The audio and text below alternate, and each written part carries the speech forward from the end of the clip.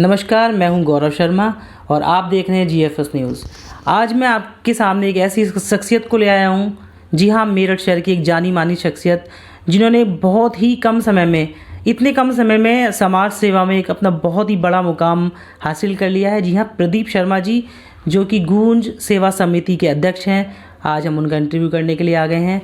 प्रदीप जी, सबसे पहले thank you so much कि आपने हमें अपना बहुमूल्य समय दिया। नमस्कार गौरव जी। नमस्कार।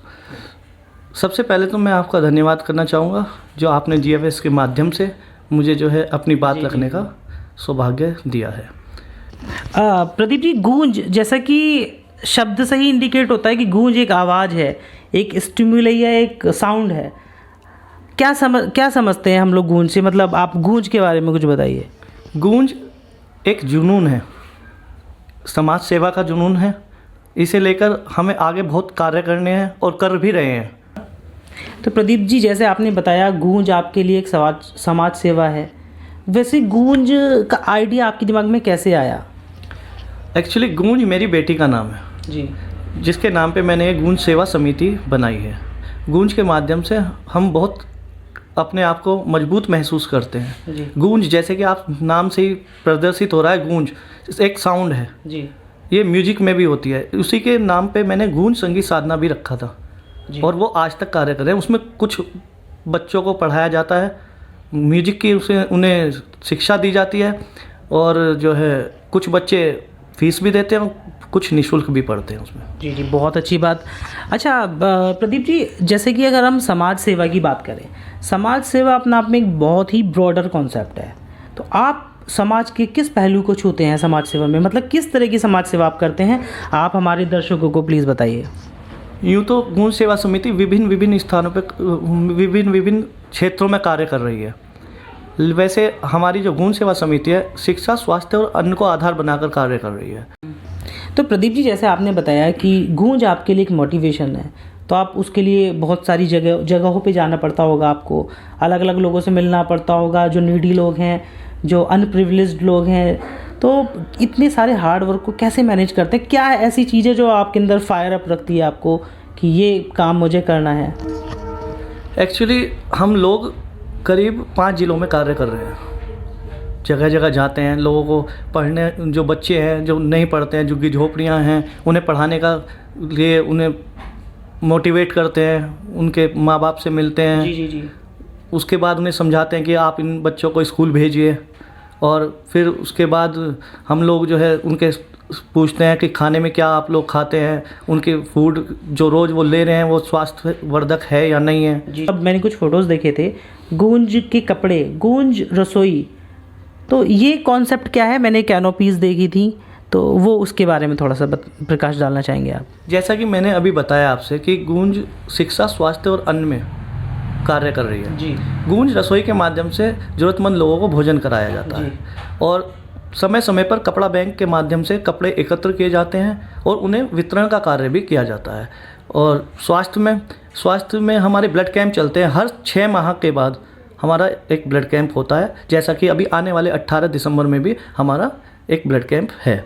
दोस्तों, जैसे कि रक्तदान होता है, रक्तदान कहा जाता है प्रदीप जी, रक्तदान महादान है, तो आप उस चीज़ को फॉलो करते हैं, ये तो बहुत ही अच्छी बात है। अच्छा, मैं एक चीज़ पूछना चाहूँगा कि ये इसका फंड कैसे रेज़ होता है? फंडिंग मतलब दर्शकों को किसी भी चीज़ को चलाने के लिए ना वर्किंग कैपिटल चाहिए होती है, तो उसका प्रदीप जी कुछ बताइए। मैं जो हूँ, जो मेरा प्रॉपर वर्क है वो ये समाज सेवा ही नहीं है, उसके साथ साथ मैं गवर्नमेंट कॉन्ट्रैक्टर हूँ। और उस गवर्नमेंट कॉन्ट्रैक्टर मुझे कॉन्ट्रैक्ट मिलते हैं, उसकी जो कमाई होती है उसका 10% मैं गौण सेवा समिति के लिए देता हूँ, क्योंकि किसी भी संस्था को चलाने के लिए फंडिंग की बहुत ज़रूरत होती है। और जगह जगह हमने कुछ सहयोग पात्र भी लगाए हुए हैं, जी, जिसके माध्यम से कुछ फंड इकट्ठा होता है। और वैसे सदस्यता शुल्क भी है हमारी, जो 1 साल की है वो 500 रुपये है। अच्छा, 1 साल की सदस्यता शुल्क 500 रुपये। जी जी। तो दर्शकों, जैसे कि हम लोग भारत सनातन लोगों की भूमि है, साधु संतों की भूमि है, और हम लोगों का कॉन्सेप्ट हमेशा साधु संतों का ये रहा है कि जो भी आप धनोपार्जन करते हैं उसका दशांश यानी कि उसका 10% अगर आप डोनेट करते हैं, चैरिटी में देते हैं, तो आपका जो धन है वो पवित्र हो जाता है। तो इसी चीज़ की भावना को इसको मानते हुए प्रदीप जी फॉलो करते हैं। प्रदीप जी, एक चीज़ पूछना चाहूँगा, इतनी बड़ी महामारी हमारे समाज से निकल के गई है, कोविड पैंडमिक, तो आपने इसका कैसे सामना किया, कैसे समाज सेवा में ये बाधा रही, और आपने किस माध्यम से लोगों को हेल्प पहुँचाई इस पैंडमिक में? कोरोना काल में जैसे कि आपने भी देखा होगा, हमने भी देखा है, भाई भाई के कोई काम नहीं आ पा रहा था जी।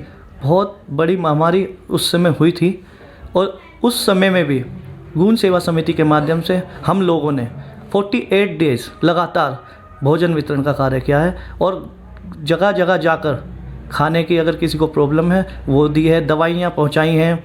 बहुत मतलब ये लगा लो आप, जिस समय कोई किसी को छू भी नहीं पा रहा था, जी, हम लोग उनके घरों में जा रहे थे, लेकिन ये है कि पूरी प्रिकॉशन लेकर हम लोग जाते थे जी। और जब हम वहाँ जाते थे तो वो लोग हमें ऐसे देखते थे जैसे भगवान आ गए हों। तो वो समय मानवता को बचाने का था, और आपने देखा भी है बहुत से लोग लगे भी हैं। ऑक्सीजन की कितनी महामारी आ गई थी, ऑक्सीजन नहीं मिल रही थी, लोगों को बेड नहीं मिल रहे थे, बहुत पैंडमिक टाइम था वो जी। मैं बयान भी नहीं कर सकता उसको, अगर मैं सोचता हूँ तो आज भी आंखें भर आती हैं मेरी। जी प्रदीप जी, बहुत सही बात बताई आपने। वो जो समय था एक बहुत ही डिफ़िकल्ट समय था जो हमारे समाज हम लोगों के सामने से निकल के गया है। अच्छा, मैं एक चीज़ और पूछना चाहूँगा आपसे कि आपका जो मिशन है, जो विज़न है, वो आपने स्टार्ट किया है मेरठ से गौण सेवा समिति को। तो अभी आपने बोला कि जैसे हम 5 डिस्ट्रिक्ट से हम उसको करते हैं, तो आगे हम मतलब आपका कुछ ऐसा प्लान है कि अदर स्टेट्स में भी जाने का? मेरा प्लान तो ये है कि मैं अपनी गौण सेवा समिति को पूरे इंडिया में करूं और उसके बाहर भी रखूं, लेकिन अभी कम समय हुआ है जिसकी वजह से, और कम संसाधनों की वजह से, क्योंकि लोग कम जुड़ते हैं। सहायता लेने वाले तो बहुत लोग हैं, लेकिन सहायता में सहयोग करने वाले लोगों की अभी भी कमी है जी। तो जिसकी वजह से हम लोग इसे ज़्यादा नहीं फैला पा रहे हैं, लेकिन आने वाले समय में हम इस पर कार्य करेंगे जी। तो ये प्रदीप शर्मा जी थे, जिनका मानना है कि चैरिटी स्टार्ट्स फ्रॉम होम। इसीलिए प्रदीप शर्मा जी ने मेरठ से स्टार्टअप किया है, और उनका जो मिशन है, जो उनका विज़न है, इस संस्था को न सिर्फ हमारे विभिन्न प्रदेशों में बल्कि इंडिया से बाहर भी ले जाने का लक्ष्य है। तो आप देख रहे थे GFS news. Thank you so much for watching us. Meerut से गौरव शर्मा, कैमरामैन राहुल सैनी के साथ। Thank you.